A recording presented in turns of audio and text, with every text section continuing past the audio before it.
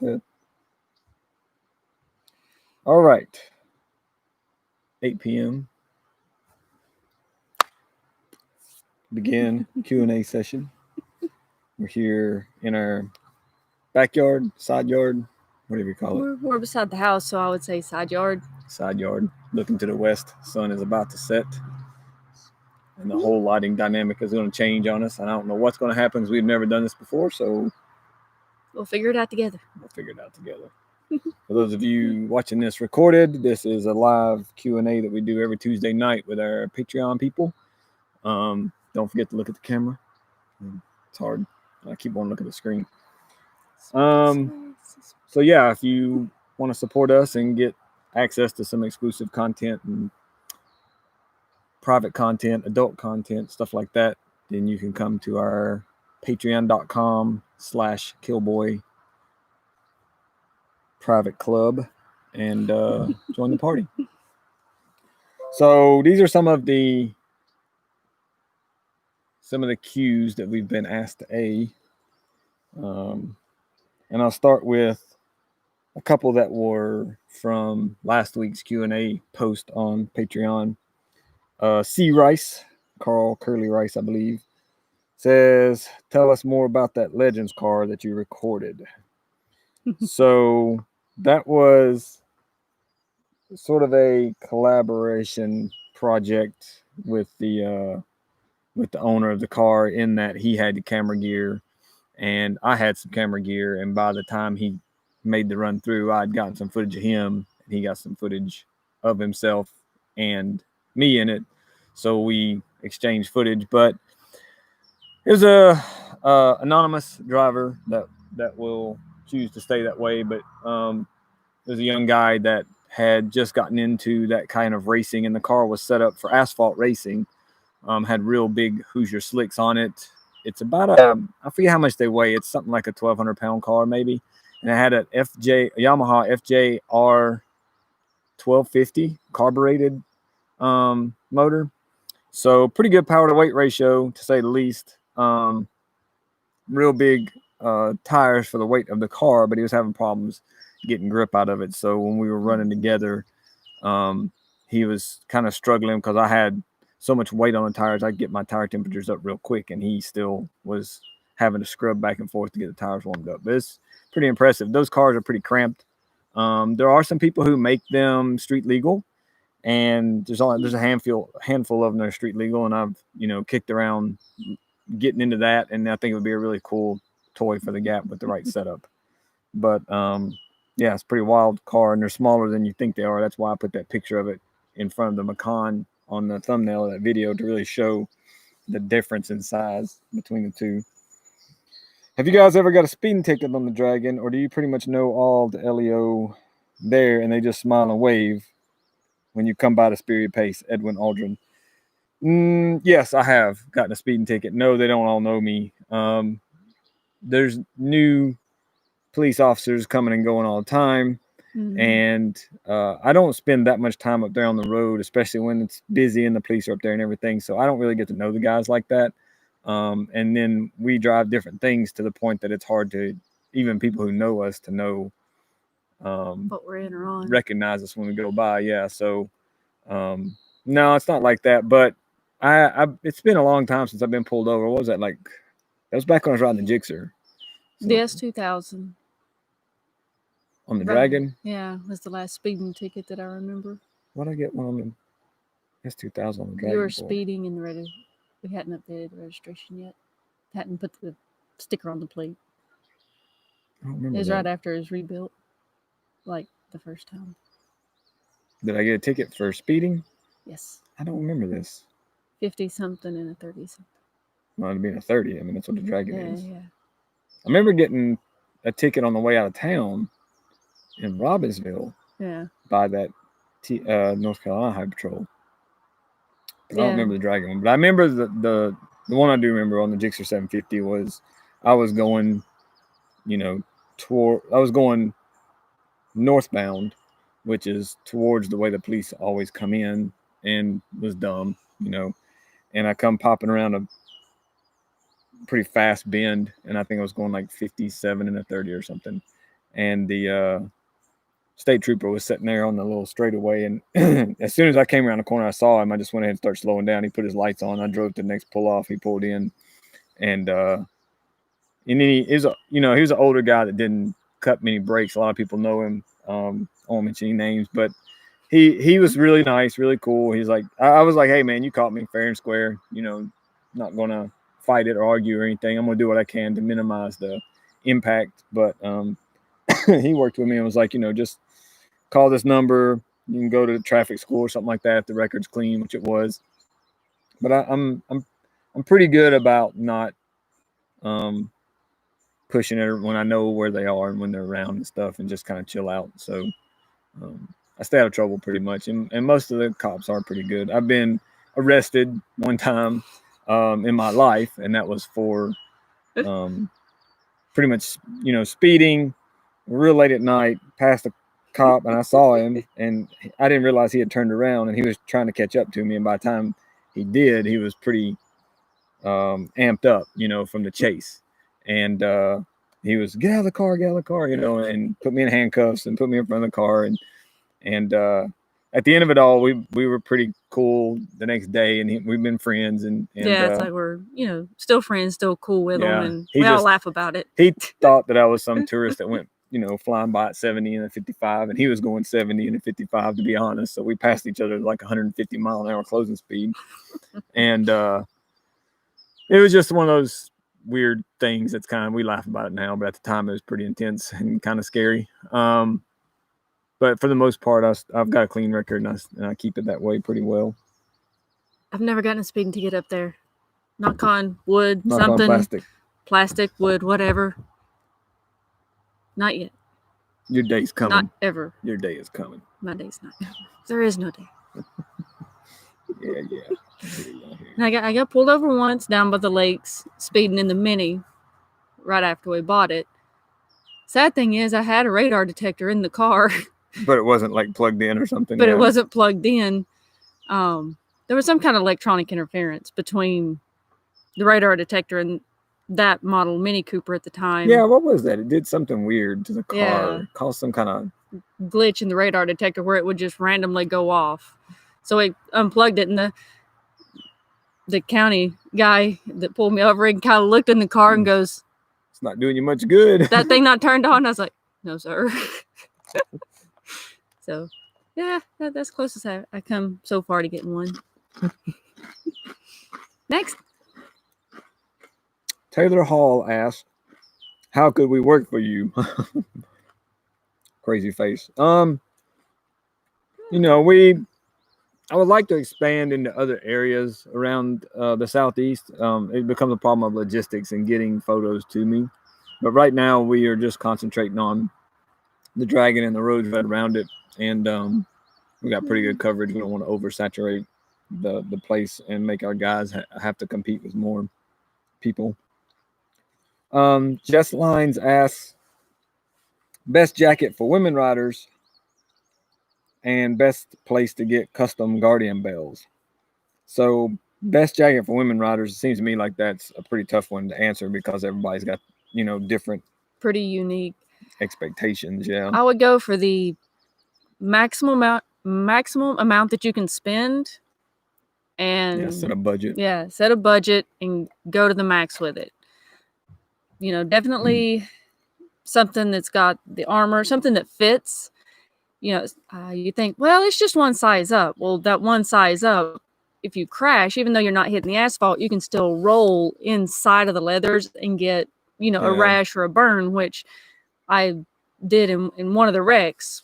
While I didn't get road rash, I still had a burn on my arm where I rotated inside the leathers. Because it was too loose. Yeah, because they were a little large. I think it's like helmets. People go for comfort to an extent that they're not thinking about the function of the device. And riding gear, helmets, jackets, things like that need to be kind of fitted and I know it's cool and fashionable to be a little bit loose and baggy with your clothing, but to get the maximum effect of safety out of it, it needs to be pretty snug to you so that you don't move around inside of it. Yeah, any gear, whether it's gloves, pants, jacket, boots, whatever, But not you to know, the point that just it's uncomfortable though. yeah. But if that's something you can't get at the time, just whatever you can get, because something's better than nothing whenever it comes to hitting the asphalt. Yeah, and we kind of gravitate towards relaxed gear, and in that it's not necessarily like race gear. And one of our favorite brands is Icon brand gear, and they've been pretty good about making things that are fashionable, comfortable, and have some protection, but they're not like the highest level of protection. But they're up there. I mean, it's good. It's better than a non-motorcycle intended jacket. Yeah. You know, something that doesn't have padding and armor in it like that it's a step up from that for sure. Yeah. I'm definitely looking at new jackets and gear now to go with the Scrambler that I have. I don't want, gear that's a little less flashy, maybe more retro looking, something like that. So like your jacket right now is black and pink. Yeah, it's very kind of it's a little bit splashy, kind of scene looking. Just jumped the fence. But it doesn't really match the bike color and style. Yeah, so I don't know. I'll be looking at gear myself here pretty soon, as I can get my wheelers to look at the catalog. Okay. Daisy's coming over to say hi. Silly dog. And then as far as like where to get custom Guardian bells, I have no idea. We've tried to get Guardian bells to sell at the store down there because I know it's a popular thing with some motorcyclists, and it's hard to find them at a cost that is resellable. You know, we have to be able to buy things at a certain price point in order to sell them at a fair price and not have to charge $40 for a freaking bell. And I don't know about that one.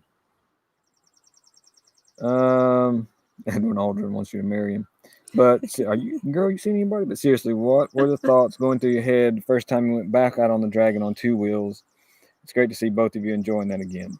Now, for me, I kind of didn't really get away that much. Like I had ridden a couple of things here and there during our time. We took a sort of a leave of real riding for 7 years or so.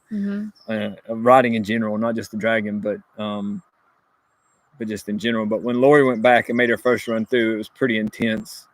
And we shot video, and I had audio from inside of her helmet. And I'll put a link to that in the YouTube description for this video, link to that video of her making her first ride through for those of you who haven't seen it. But you can talk about what that was like the first time going through it. I know that was pretty intense for you. Yeah, even just working up to getting on the motorcycle, the first day I kind of got back on and rode after we got the Benelli. It was sitting on the sidewalk over in front of the house, and I'd walk out to it, sit on it, go back to the porch, go back to the bike, go back to the porch, and just, am I ready? Am I not ready? Am I ready? Am I not ready? So finally it's like, okay, I'm just going to take it up the road a little ways. Get on it, go through all the motions, remembering, okay, what do you twist? What do you pull? Push. And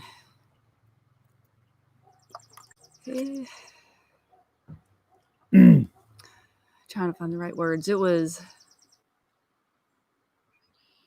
like having a panic attack while being on cloud 9 all at the same time. A lot of anxiety. Yeah. And a lot of excitement. She was pretty overwhelmed. Yeah, I'd made Daryl leave the bike here so I could do it when nobody else was around to laugh at me.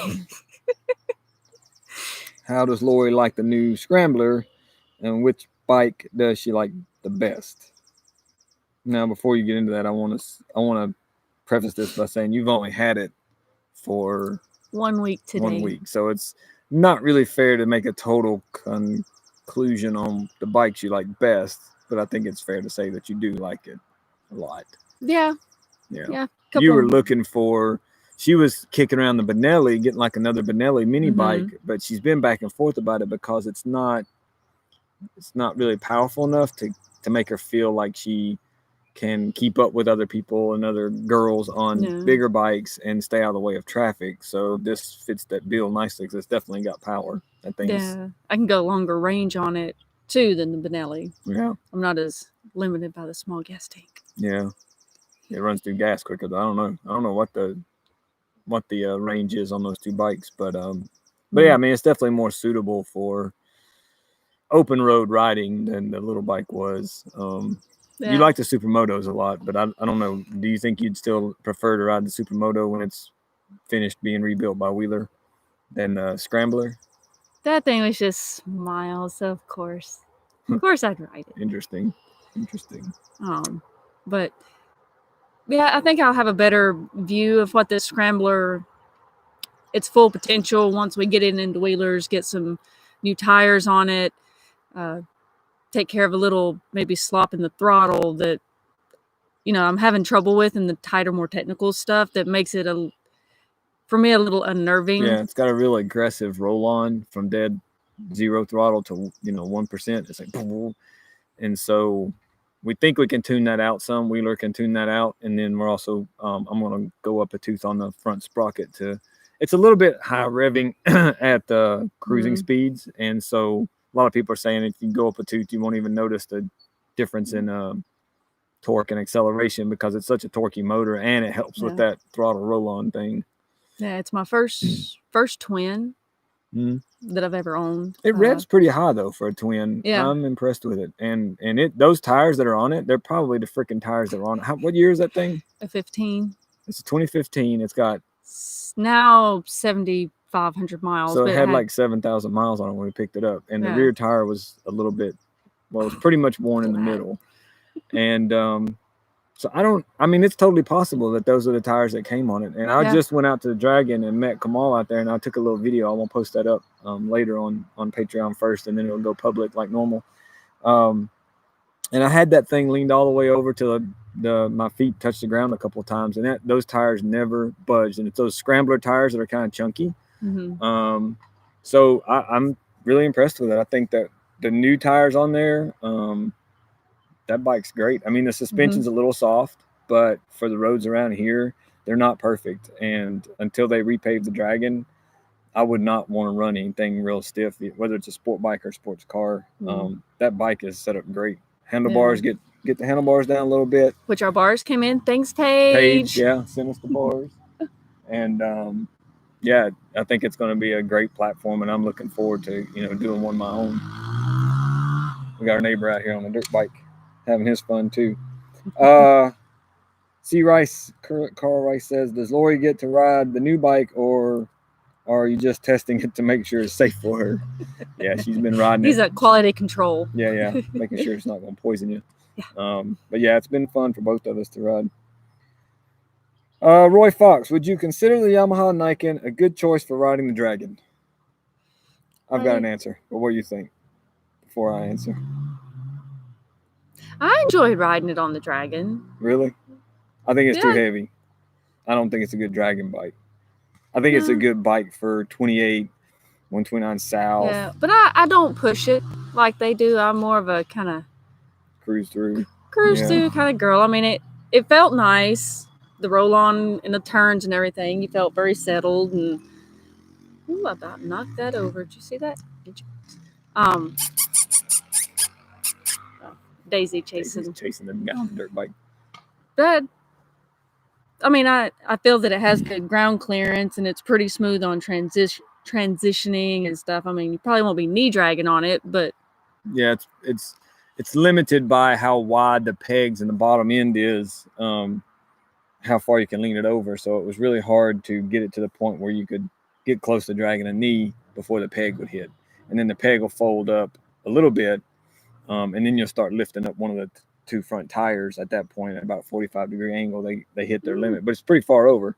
But that's still right about where you want to start getting a knee down. But I think that for the Dragon, it's just too heavy. Too heavy bike. It's pretty nimble because the tires are smaller in the front than a normal size tire. So they're like scooter size wheels and tires. So it flicks back and forth pretty quickly, but it's a long bike. It's top heavy. And, on the other roads, it was great. Would I own one? No. As a rental, it's perfect, because you just want to go out and kind of check it out. But the version that's the GT model that has the storage on it a little bit would be an okay cruiser touring bike, because they do have cruise control. First bike I ever rode with cruise control. Yeah. And with some storage, they'd be good. But the standard model that doesn't have any storage, it's not a great sport bike. It's not a great touring bike. It doesn't do anything really that GT well. model also has a windscreen that will Yeah, help a little bit. yeah, because the whereas- standard version has practically nothing for a windscreen, so you're really just catching it right in the chest. All right, so Eric Court She's like, says, no. any plans for audio only ambient sounds of the Dragon? It would save streaming bandwidth for those of us who use it as a background sound to the workday, but can't watch a YouTube stream because, well, we're working. I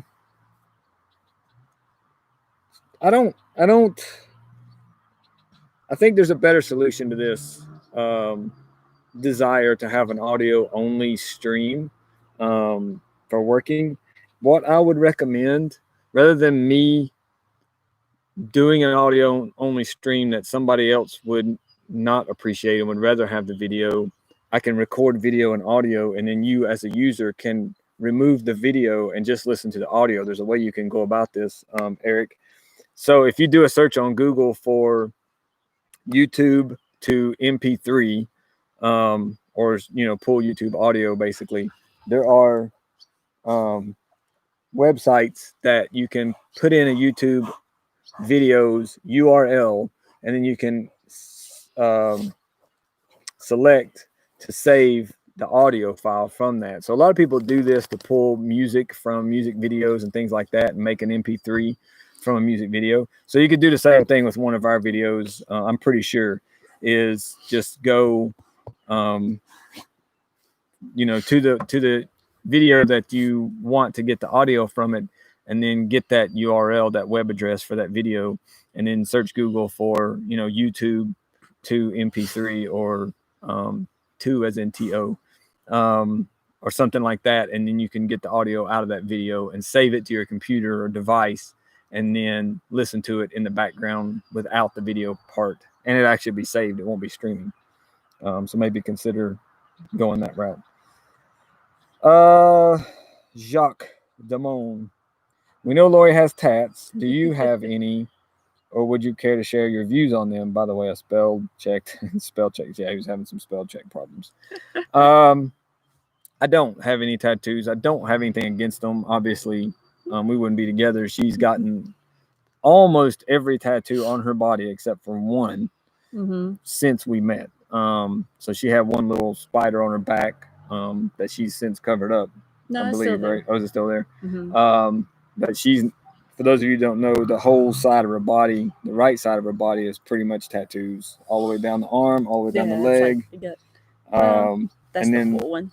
The majority of this arm, flexing, and some of the ribs and the sides and the back and things like that too. And then you got the seams. She's got stocking seams down the back of her legs that run from the butt cheeks down to the ankles. And it looks like those little seams that used to be in the old stockings. But I mean, I don't, she likes doing it. It makes her happy. So I'm totally cool with it. It's never really appealed to me to get them done myself. I've never had that desire. And I don't know. It's just a thing that she likes, and I'm not against it, but it's just not my thing.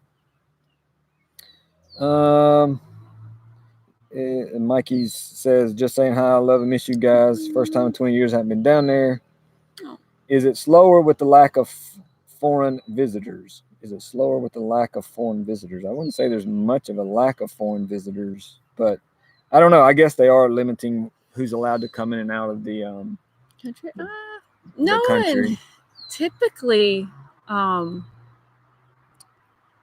like after going out west, I feel like I don't see the number of like Asian tourists here that I do out there.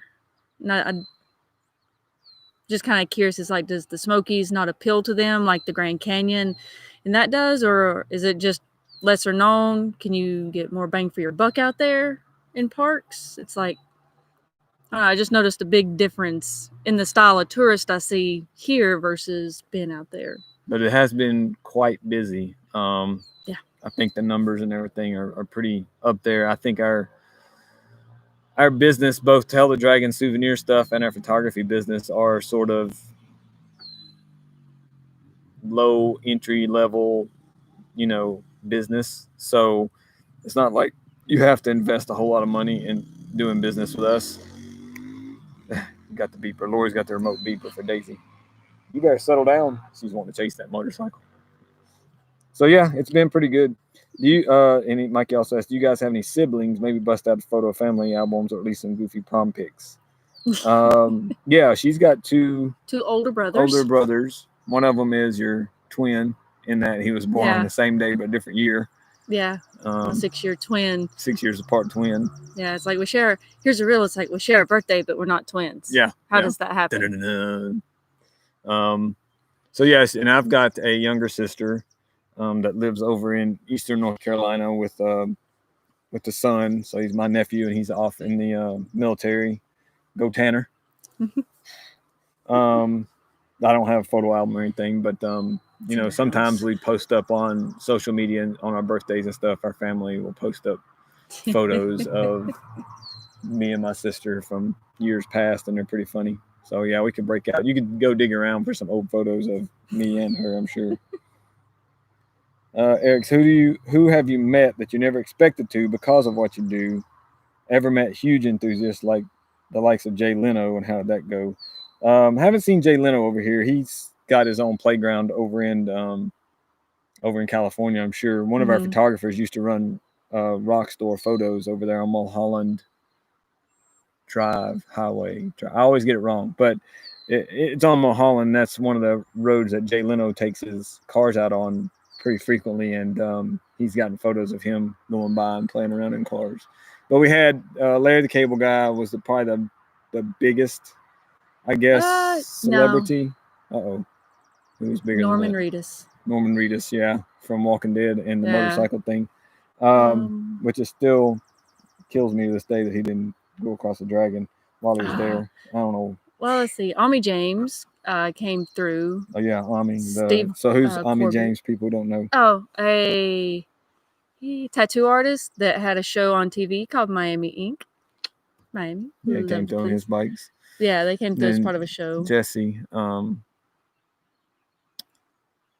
Combs from All Girl Garage, and she passed away doing the high speed runs and stuff. She came by and they did an episode of AOL's bucket list, 1001 things to do. And yeah, it was really cool working with her and that crew. Yeah, Larry the Cable Guy came and did an episode of Only in America for the Discovery Channel. Is that what it was at the time? Where they were sort of doing a series of segments on businesses in America that were pretty unique. And so what we do, shooting on the side of the road, total strangers, and making it work and making a living of it's one of those, just classic Only in America, because you pull something like that off. And then Ron and Nancy running Tail the Dragon, selling t-shirts and decals, primarily based on a road. Section of road it's pretty special too. So working with him was pretty cool, and he was interesting. He wasn't really into the Dragon, and I think they took him across it in Ron and Nancy's Mustang, and he didn't have the best time. He didn't care too much for all that. He gets motion sick extremely easy. So it wasn't for him. And the other interesting thing about him was that he's totally in character when he's on camera, and he's totally not like that when he's off camera. He talks. He's Nebraska/Florida resident. So he didn't grow up in the South, and that's not his typical voice. So accent. Yeah, it was pretty interesting there.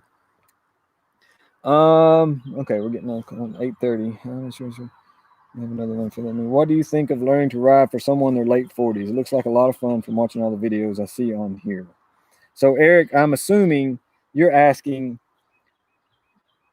about what do I think of learning to ride from a perspective of someone that's never, that hasn't really ridden extensively or never ridden a motorcycle on the road.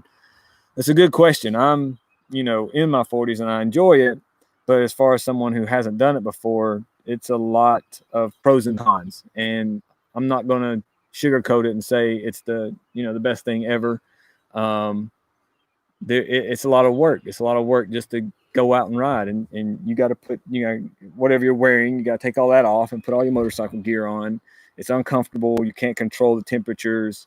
There's sometimes when I ride and I get back, I'm like, oh, I wish I had just taken the car. That was too uncomfortable. But you don't really know until you're kind of out there at it. So that's the exhilarating part, I guess. But you got to consider a lot of factors, and it is very exhilarating sometimes. It's uncomfortable sometimes. And it's all fun for the most part until something bad happens, and you have to you go about traffic in a whole different way. Everybody's out. You're invisible. Everybody that's pulling out from the sides doesn't see you, and that's how you got to go into it, constantly ready to dodge, looking for options. And you don't do that in a car. In a car, you're just like, pull out, hit me, I dare you. And on a motorcycle, it's not like that at all. You're totally different mindset. But I think one of the things you got to consider is, what is your medical situation, and are you able to have a broken shoulder, leg, something like that, and still be okay financially? What kind of dependence do you have on you from other people? How secure is your job if something happens while you're on your bike? There's a lot to it, but if you can do it and things line up to do it, and you're at that age, I think it would be a great thing to try. I think you'd love it. But you have to ask yourself, are you ready for all those things to happen potentially? It's a machine that's balancing on two wheels and weighs 400 plus pounds. It's probably going to fall over at some point. Whether it's going fast or slow it's hard to say, but it's probably going to happen, and especially in the first year. And are you ready for that? Are you ready to break an ankle? Are you ready to potentially be injured? Because the probability is pretty high, but the exhilaration is definitely there, and usually worth it, unless some people just have real bad luck, if you want to call it that, or just awareness of what's around them. What do you think? I've just talked this one all to death, but should he do it? Should he get into motorcycling if he's never done it before and he's in his 40s? I think it can be one of the most rewarding things you ever do.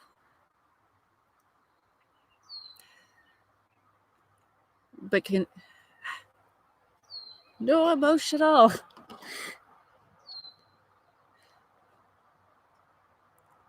She's tearing up a little bit. It can be pretty psychological too. If something bad happens, and it's like it can give you a lot, but it can take a lot from you at the same time. Yeah. And you've got to be ready for that.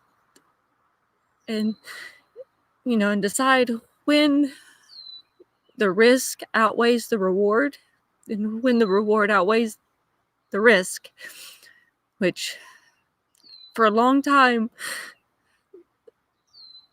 the risk was heavier than the reward.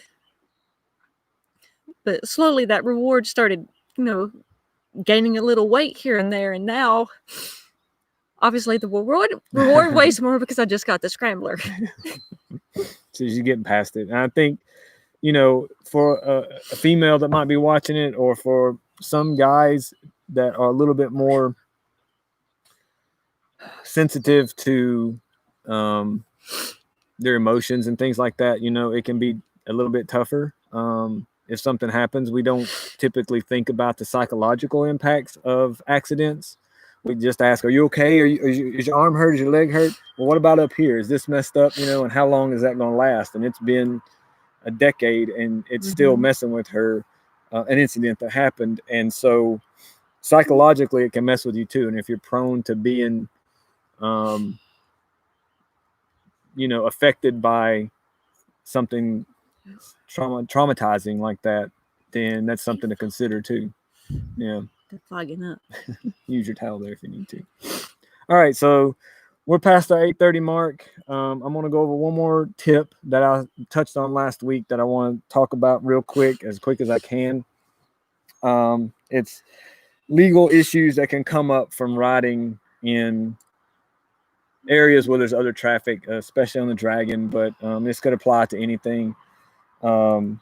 We had a couple of friends get sued up there for being close to an incident that happened in front of them, and then they got taken to court and got sued for like $1 million and $1.5 million between the two of them, and they didn't touch the person that was in front of them. They were just close to them when things happened, and it's all messed up. It was totally messed up. That's the way that's the legal system is in this country. So this is not legal advice. I'm just going to tell you what I would do in this situation, and you can take that however you want. I'm not telling you what to do here, but what I've learned from those incidents, and this is what I would do if someone